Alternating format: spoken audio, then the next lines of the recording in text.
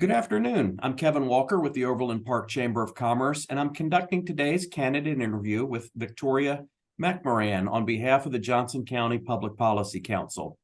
The Public Policy Council is comprised of the 10 chambers of commerce serving Johnson County. We've developed today's questions focusing on business and community issues. And before we begin with the Q&A, Victoria, I'd like to give you a chance to offer a few opening comments and tell us a little bit about yourself. Well, first, I want to say thank you for taking the time to do this interview. It really helps getting the message out there and have everybody see.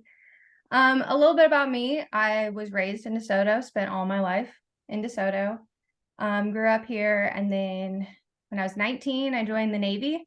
I was a Seabee, so I did construction for 5 years, lived overseas and in Virginia.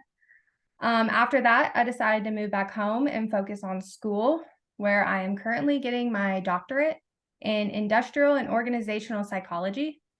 And I focus on that mainly. And when I moved back, I decided I'd run for city council after hearing all the things that have been going on and all the changes and how unhappy people are. So this is the next step for me. Well, I appreciate you giving that little introduction. And if you're ready, we'll just dig right into the questions. Yeah. The first one is, Victoria, as a candidate, what are your top 3 policy issues? I'd say number one, infrastructure. Looking at the immediate and long-term impacts, and what changes do we need to consider as a result. Sometimes we have done this a little backwards and we don't really think before we put something in. So there's that. Identifying some policies that need to be updated or simply created to help bring in small businesses or more small businesses. I know that's only 2, but those are definitely the top 2 that come to mind. Well, they're important ones, so thank you for that. And my next question is, what are your views on the value that De Soto citizens receive for their local tax dollars, and what changes, if any, would you propose to the city's budget? As a citizen and someone who has talked to a lot of citizens, I believe this is something that doesn't have much transparency with the citizens.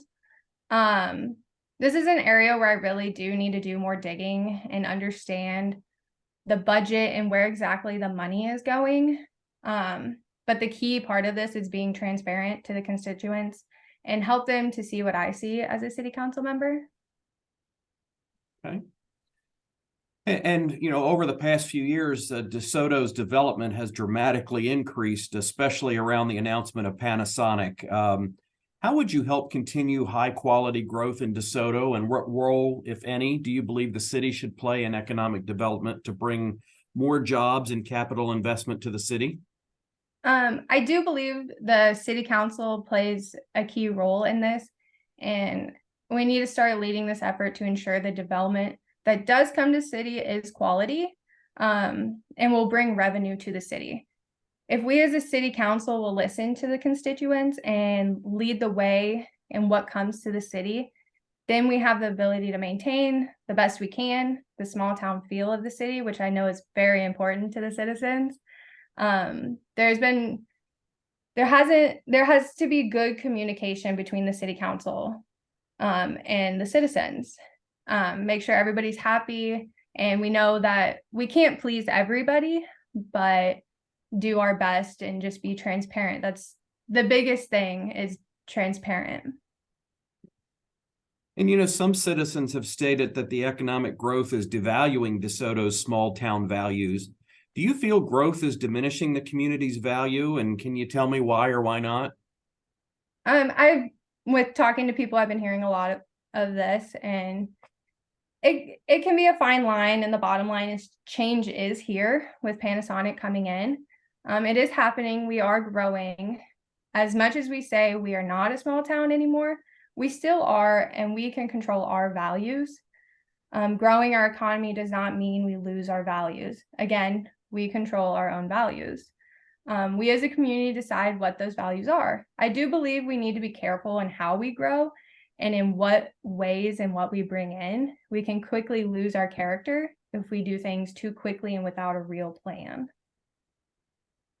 And my next question is kind of asking you to look a little bit into the future. So what do you think are the three greatest opportunities or challenges for the DeSoto economy in the next 10 years? And how would you capitalize on those?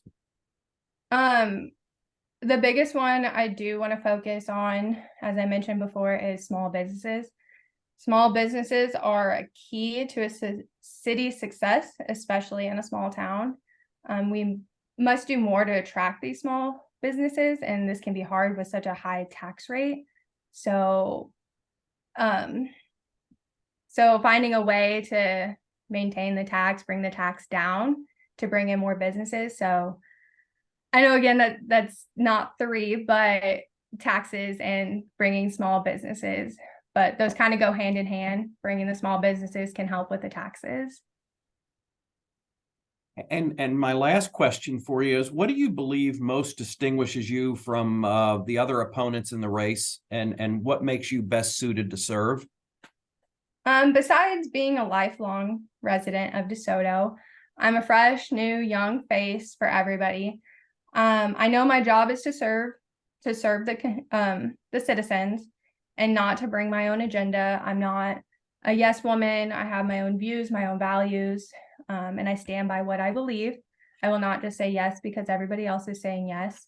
I have the leadership skills necessary to get the job done, and I know it is my job to keep the citizens informed and ask for their feedback. I think it's important that they have their opportunity to speak and tell us how they feel, and we listen to them and we take in what they say.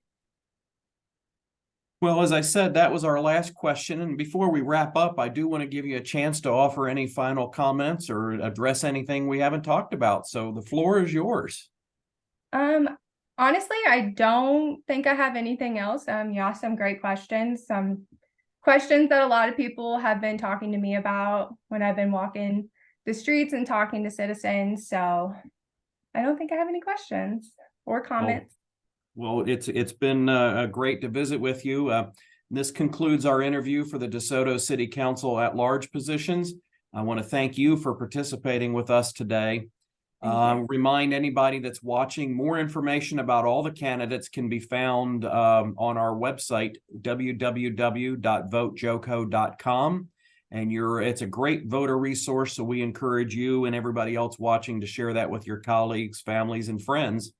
And on behalf of the DeSoto Chamber of Commerce, I want to thank everyone for taking advantage of this great opportunity to learn more about the candidates. And Victoria, best of luck to you with your campaign. Thank you so much.